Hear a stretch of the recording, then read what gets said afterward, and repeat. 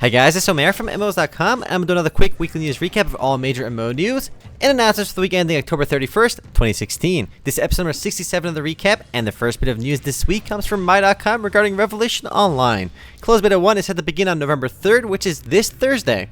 MMOs.com also announced compensation to players for the delay by giving Founders Pack buyers a courtesy 9 days of premium time on top of the time included with their Founders Packs. It's 9 days because the closed beta was delayed for 9 days.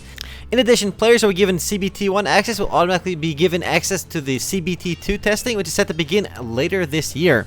It's nice to see MMOs.com attempt to appease players and apologize for the delay by actually giving players something. It shows that they do care about the audience, as they didn't have to do anything. MMOs.com also showed off 2 new dungeons which will be available in closed beta, Misty Hollow and Deserted Shrine. And with the year wrapping up, Revelation Online is probably the most highly anticipated MMORPG left to launch this year, well, either Revelation or Mu Legend. I'm looking forward to trying the game out myself too, and expect the first look video relatively soon.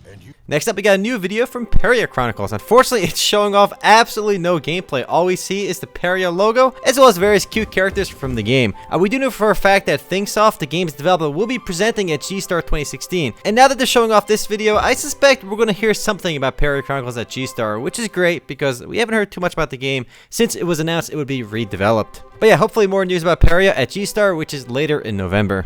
Well, mid-November, actually. Next up, we had a pretty major game launch this last week called Shadowverse, a popular Japanese card game recently launched in English through Steam. It's free to play, and it's been hitting about 6,000 concurrent players, which is quite incredible. It's doing really well, and it's getting pretty rave reviews so far. I'll do a first look video for it relatively soon. One odd thing worth mentioning is that they actually censored one of the characters, Isabel. She had a giant, respectable set of assets on her, and they did cover it up a little bit, so that's an interesting podcast discussion for tomorrow. But yeah, unfortunately they did censor it, but there are ways to uncensor it, which is what I'll probably do when I play. But if you're like me and you like card games, you might want to check out Shadowverse. Moving right along, while on the topic of card games, we have Alteil Horizonz, which also launched this last week. Although not to the same level of fanfare as Shadowverse. The game launched this last week and features over 2,000 cards and a 20-adventure single-player campaign. It's a game that started on Kickstarter back in 2013, so it is a Kickstarter-funded game that actually moved to launch. It's available now, and I'll probably do a first look video for it soon as well. And 2,000 cards at launch is pretty impressive. That gives you a lot of options to build decks around, so that's definitely good. And moving right along, a bit of news for Gigantic. If you missed the game's first round of closed beta testing last week, you can still check it out next week. On November 3rd, the game is entering closed beta testing. It's the second round of closed beta testing, and with it comes a new tutorial, new skill specializations, a new practice arena, and much more. We did a Sunday Funday video for the game last week, so if you haven't seen that yet, check it out. The game's actually pretty fun. It's a MOBA, but it has gorgeous, gorgeous graphics. But yeah, closed beta 2 is beginning November 3rd. Moving right along, we have Ubisoft Steep, which is set to begin its open beta weekend from November 18th to November 21st. It'll be free to play in that weekend. However, the game itself is going to be buy to play. It is an extreme sports game with an open world for players to explore. It'll be available on PC as well as consoles. Definitely a different kind of MMO. I'll check it out myself during beta, but I'm not a big sports fan, so I may not like it. But then again, I did love freestyle and freestyle too, so I may, who knows.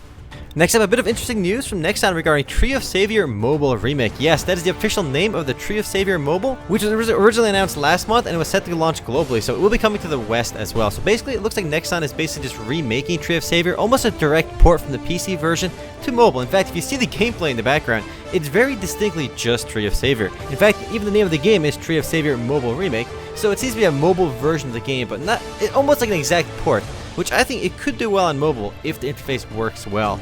I'm looking forward to trying it out because I thought Tree of Savior is okay. It didn't live up to the hype, but having it available on mobile will definitely be a big plus if it's done like a real MMORPG.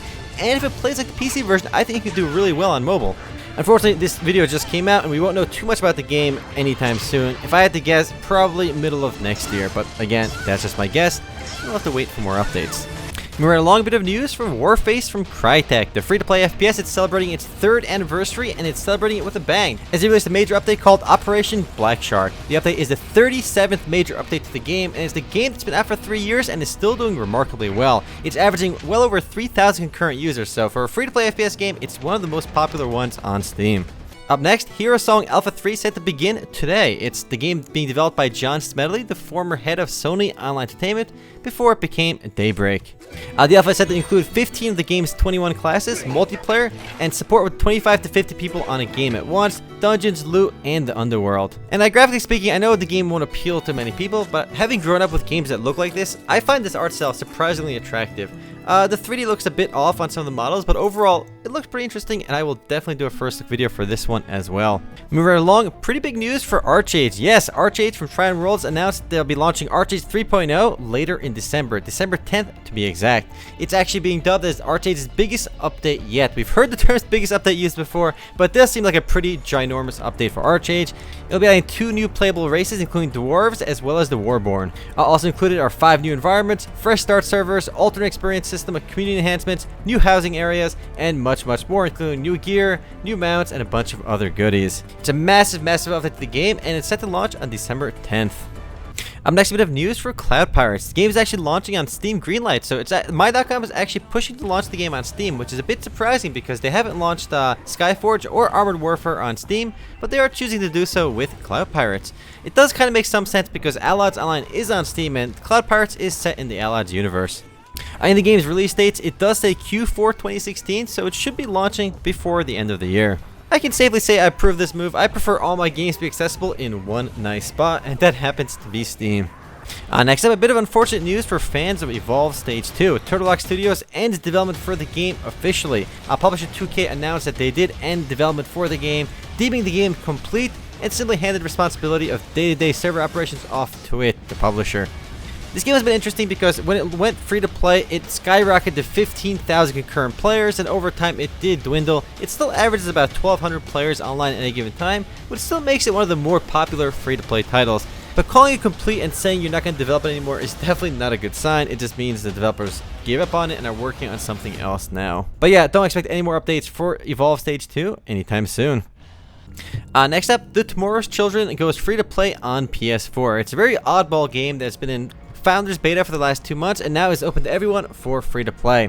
It's a bit of an oddball game as it's set in neo-Soviet alternative future, where players have to go from developing, defending, and restoring towns. And once a town has been restored, you go to a new town and you do it there again. A very oddball game, available on PS4 only. I've never played this before, but I will check it out once I get my PS4, which I bought for Persona 5 as well as Final Fantasy 15.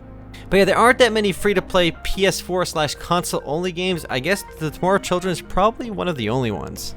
Up next, a bit of news from Webzen regarding Azera, Ironheart, as well as Mu Legend. Webzen will be showing off both of these games at G-Star 2016, which is set to begin in the middle of November.